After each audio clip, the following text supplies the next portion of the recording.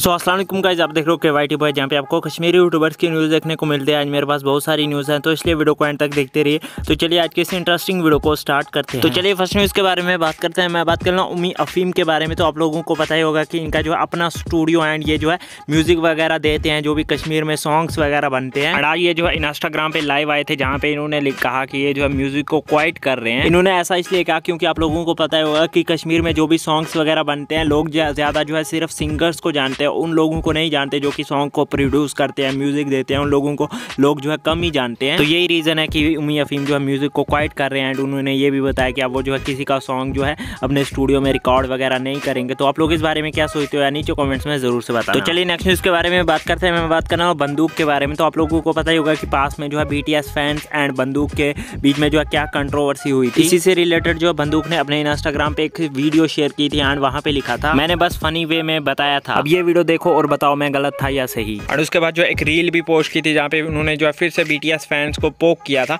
तो आप वो जो है छोटी सी क्लिप देख लीजिए। ना ये गलती BTS वाले मैडम ने किया उस वीडियो। सो गाइस, आप लोग इस बारे में क्या सोचते हो या नीचे कमेंट्स में जरूर से बताना। तो चलिए नेक्स्ट न्यूज़ के बारे में बात करते हैं। मैं बात कर रहा हूँ मास्टर साकिब एंड बुकुस के बारे में। आप लोगों को पता ही होगा कि ये दोनों जो है बहुत ही अच्छे फ्रेंड्स थे। एंड उसके बाद जो है इनके बीच में कुछ कंट्रोवर्सी वगैरह हुई थी। एंड इसके बाद जो है उन्होंने एक दूसरे को अनफॉलो कर दिया था। एंड मास्टर साकिब ने कुछ स्टोरीज भी रखी। इसके बाद जो कल फिर से मास्टर साकिब ने एक स्टोरी रखी थी बुकुस के साथ में, जिसमें उन्होंने बताया कि इनके एंड बुकुस के बीच में जो है कुछ मिसअंडरस्टैंडिंग हुई थी, जिसकी वजह से इनके बीच में जो है कुछ झगड़ा वगैरह हो गया था। एंड अब वो जो है सब क्लियर हो चुका है। एंड अगर आपको रीड करना तो पॉज करके रीड कर सकते हो। सो बस यार आज की इस वीडियो में इतनी न्यूज़ मिलता है नेक्स्ट वीडियो में। तब तक के लिए take care and bye bye.